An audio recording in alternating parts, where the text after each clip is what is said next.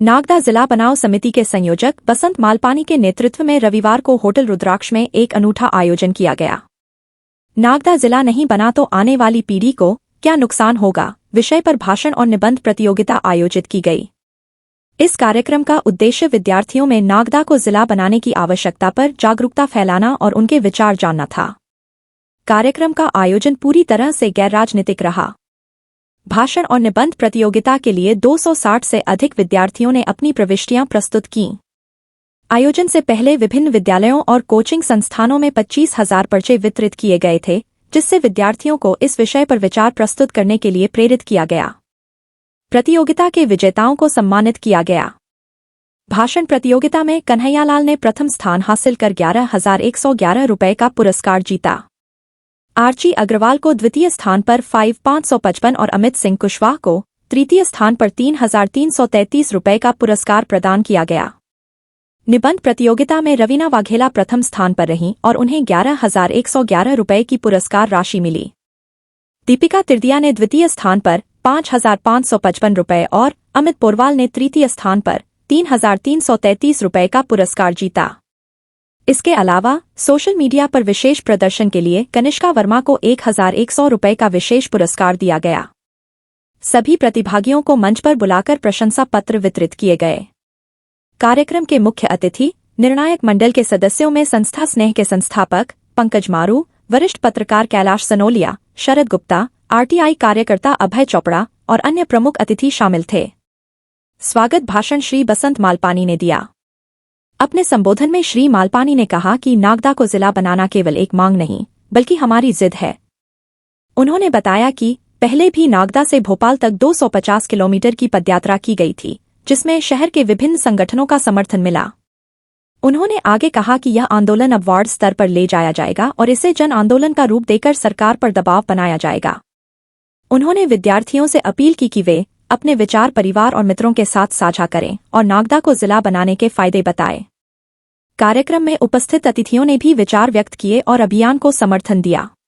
हुआ मुद्दा एक बार फिर आपके सामने आएगा और यहाँ के जितने भी राजनीतिक दल है आपके सामने फिर यरूशलेम में मिलेंगे की बात कहकर के इस्राएल की आजादी लड़के और अंत में विश्व के नक्शे पर एक महत्वपूर्ण राष्ट्र इस्राएल हुआ।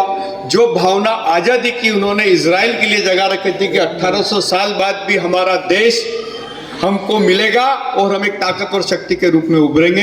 मैं जिन्होंने कि जिला बनाओ की भावना को लगातार जिंदा रखा, लोगों के बीच में निबंध प्रतियोगिता कराई और अगर ये भावना जिंदी रही तो नागदा एक दिन निश्चित जिला बनेगा। मैं बसंत मालपानी जी को और सारी टीम को बहुत बहुत बधाई देना चाहता हूं।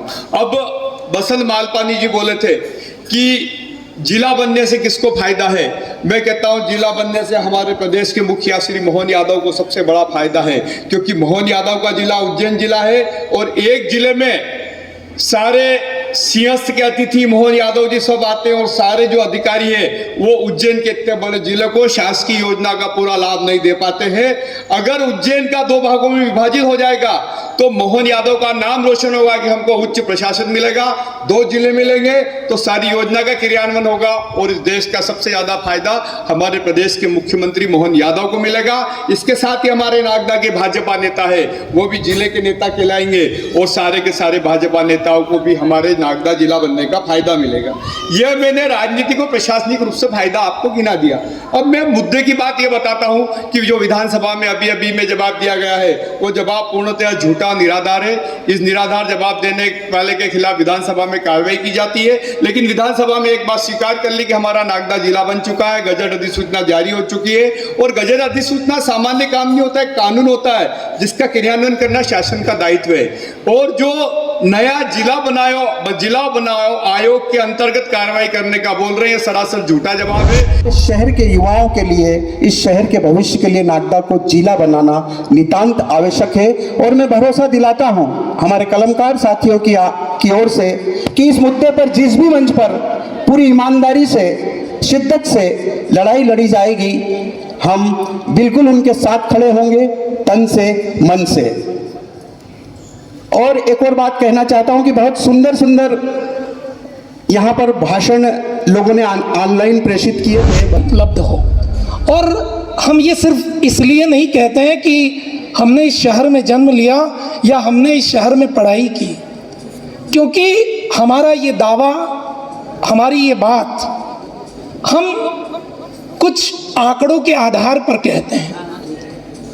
मैं जब नागदा ज़िले की बात करता हूँ तो मैं जब भी कोई ये बात विरोध करता है इस बात का कि नागदा के ज़िले बनने से नुकसान होगा, कई सारी बातें सोशल मीडिया पे हम देखते हैं। मैं सिर्फ कुछ आंकड़े उन लोगों के लिए भी रखना चाहता हूँ। 2015 में इस देश में जो जिलों की संख्या थी 517 और आज इस देश में 9 साल के अंदर जिलों की संख्या हुई है 788। 217 नए जिले बने। तो क्या वो 217 नए जिले जो शहर बने हैं उनका विकास अवरुद्ध हो गया? क्या उन 217 जिलों में टैक्सेशन डबल हो रहा है? मेरे पास कुछ लोग आए थे और ये बात कही कि अगर जिला बनेगा तो यहाँ टैक्स लाइबिलिटी बढ़ जाएगी। हिंदुस्तान के अंदर टैक्स का एक ही कानून है, GST, single tax, income tax की सिंगल चीज़ें हैं। ये सब भ्रम है, ऐसा कुछ नहीं होगा। हमें ये समझना होगा कि जिला बनने से बहुत सारी सुविधाएं, क्योंकि मैंने बहुत करीब से